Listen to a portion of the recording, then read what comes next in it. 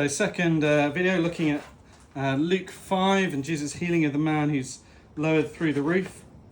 Last time we said that this is a healing done in the midst of opposition.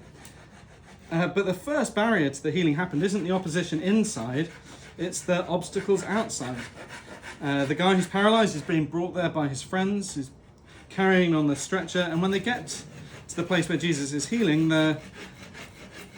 they can't get in. The crowds are too numerous, and so they're stuck. And one of the things that struck me is that, it's interesting, people don't let the guy in.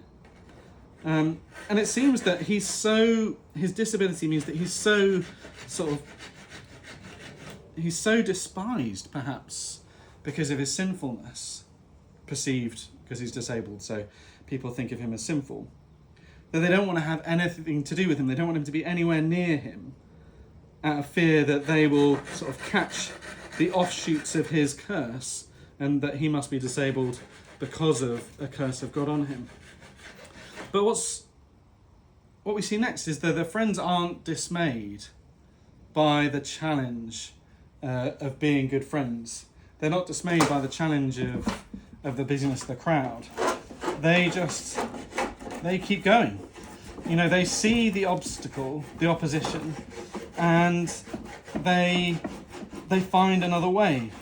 And I don't know how often we feel like maybe God's calling us to do something, or God's put a hope in our heart for something, we believe God wants to do it, and then, something comes up and we're like, maybe today isn't the day, maybe we should try again on a different day when it's not as busy, when the traffic isn't as bad. Could Jesus have come out of the house and met them outside? It's not impossible. It seems to me that Jesus sometimes allows the struggle before the blessing, allows us to have to fight our way to his presence so that we feel the joy of what he does for us all the more. This story stands out in the Bible because the guys had to go through the roof, but they'd rather not have gone through the roof. But I remember them because they went through the roof. I'd love to be called to go through the roof. As horrible as that probably would be in reality in the moment, actually, what's being offered to them is something amazing, and all they have to do is go through the roof.